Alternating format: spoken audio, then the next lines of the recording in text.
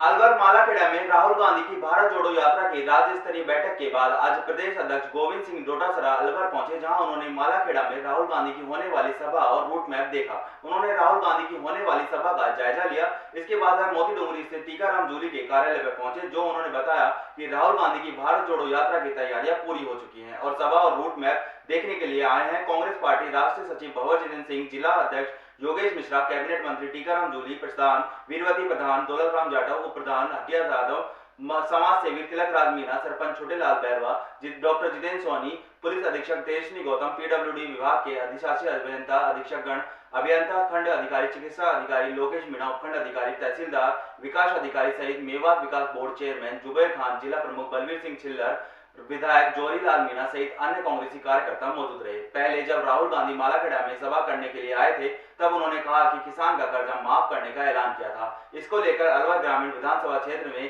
कांग्रेस के विधायक पद के लिए चुनाव लड़ रहे टीकाराम जूली की भारी बहुमत से विजय हुई। किसानों में खुशी की लहर थी, लेकिन केंद्रीयकृत बैंकों का कर्जा माफ नहीं होने के कारण किसानों में रोष है। जबकि हकीकत यह है कि राजस्थान सरकार केंद्रीयकृत और राष्ट्रीयकृत बैंकों का कर्जा माफ नहीं कर सकती। राजस्थान सरकार बनने के बाद उन्होंने सहकारिता से जुड़े हुए सभी बैंकों का कर्जा माफ किया, लेकिन किसान इस बात को नहीं समझ पा रहे हैं कि उनका कर्जा राष्ट्रीयकृत बैंक का माफ नहीं हुआ है। इसके लिए राहुल गांधी जिम्मेदार हैं, जबकि विश्लेषक के आधार पर इसमें राहुल गांधी का दोष नहीं है। यह मीडिया के प्रश्न कराने पर प्रदेश अध्यक्ष गोविंद सिंह डोटासरा ने जवाब दिया। उनका कहना था कि केंद्र सरकार किसानों के साथ धोखा कर रही है और उनका कर्जा माफ नहीं किया। राजस्थान सरकार ने तो लिखा था बैंक में कर्ज पर जो ब्याज है उसको राजस्थान सरकार वहन करने को तैयार है, लेकिन उस पर भी केंद्र सरकार तैयार नहीं हुई। राहुल गांधी की सभा स्थल का जायजा सभी ने बारीकी से लिया, जहां जिला कलेक्टर ने उपखंड अधिकारी मालाखेड़ा तहसीलदार को निर्देश दिया और इस मौके की पूर्ण रूप से व्यवस्था सुनिश्चित करें, सुरक्षा की दृष्टि से पूरे इंतजाम देखें, किसी प्रकार की व्यवस्था में कमी ना हो। उसके बाद में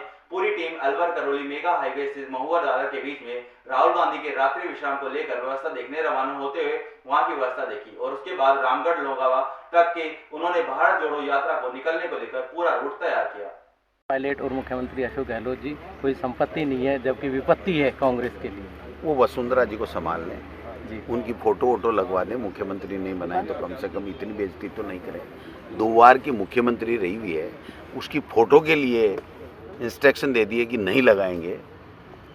जी, गजेंद्र सिंह जी अपना अलग राग अल्पा रहे हैं। ओम बिरला जी की जो स्थिति है, दौरे बढ़ रहे हैं, वो भी आपने देखे होंगे। दूसरे भी राजेंद्र जी राठौड़ चूरू में कहते घूम रहे हैं कि मेरा तो अंतिम अवसर है, मैं जो कुछ बन सकता हूँ वो अभी बन सकता हूँ, जो सुप्रीम पोस्ट है उस पर मैं जाना चाहता हूँ।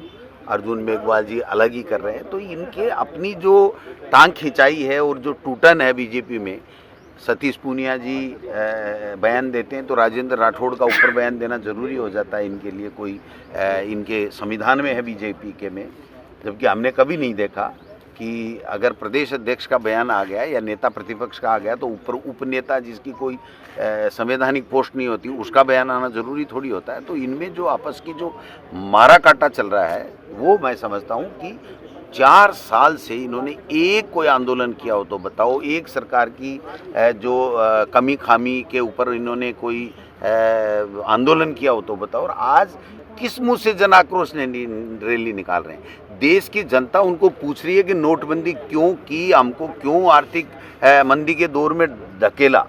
देश के युवा पूछ रहे हैं कि हमारे रोजगार का क्या हुआ। देश का गरीब पूछ रहा है हमारी महंगाई कम करने का क्या हुआ। फहमी किसानों में इसको ये आपके लोग, गलतफहमी नहीं है, ये गलतफहमी फैलाई जा रही है बीजेपी के लेकिन द्वारा। आपके लोग कह आप नहीं पा सुनिए रहे। मेरी हाँ। बात। 18,000 करोड़ का माफ कोऑपरेटिव का तमाम कांग्रेस की सरकार ने राहुल गांधी जी के वादे के मुताबिक कर दिया।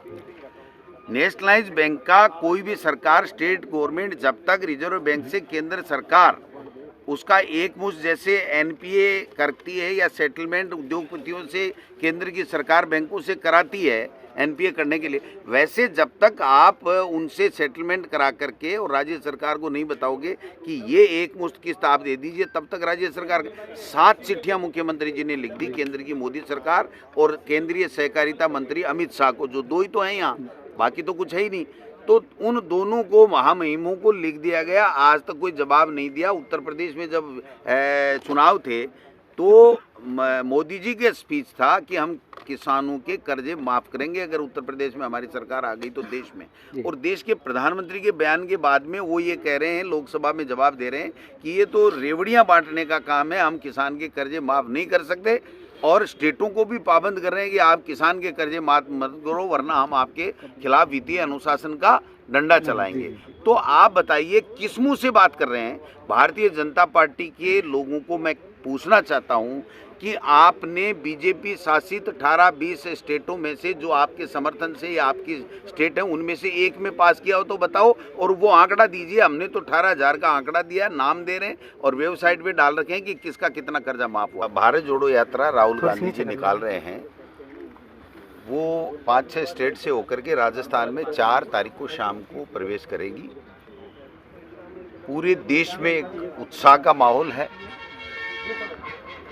लोग बाग उत्सुकता के साथ में प्रतीक्षा कर रहे हैं कि कब राहुल गांधी जी की यात्रा यहाँ आए और हम इसमें भाग लें। ये कांग्रेस ही नहीं बल्कि विभिन्न विचारधारा के लोग भी जो है ये चाहते हैं कि हम साथ चलें। बुद्धिजीवी हैं, पत्रकार भी हैं, स्टूडेंट्स भी हैं, सब लोग, NGOs भी हैं, सब लोग चाह रहे हैं।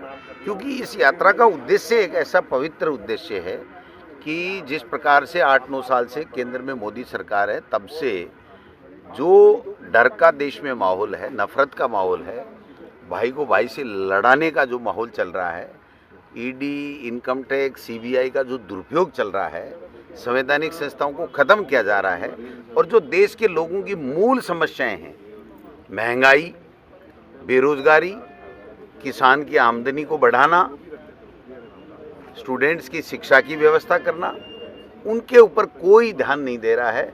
तो महंगाई चरम पे है। आज स्थिति ये बनी हुई है कि गरीब को 2 जून की रोटी नहीं मिल रही है।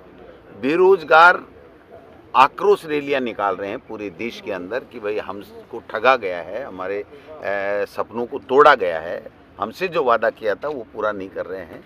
और मैं समझता हूँ कि किसान जिसने 15 महीने तक खून के आंसू रुलाए इस मोदी सरकार ने, तो वो भी परेशान है। तो इस प्रकार से देश में जो ये माहौल है, और ED, इनकम टैक्स जब भी चुनाव आते हैं तो आ जाएंगे। अभी 2-4 महीने में, 3 महीने में, 1 महीने में यहाँ भी आने वाले हैं। हम सब वेट कर रहे हैं कि किस किस के यहाँ मेहमान बन करके वो आएंगे, क्योंकि वो तो अमित शाह और मोदी का ये मॉडल है चुनाव लड़ने का और चुनाव जीतने की कुचेष्टा करने का। तो मैं समझता हूँ कि इन सब के खिलाफ और इस तरीके से जो देश में प्यार बांटना है, लोकतंत्र को मजबूत करना है, देश की संवैधानिक संस्थाओं को बचाना है, बेरोजगारों को रोजगार दिलाना है, इन सब बातों को लेकर के पूरे देश के लोगों में प्यार बांटते हुए राहुल गांधी जी चल रहे हैं। लाखों की लोग चलेंगे।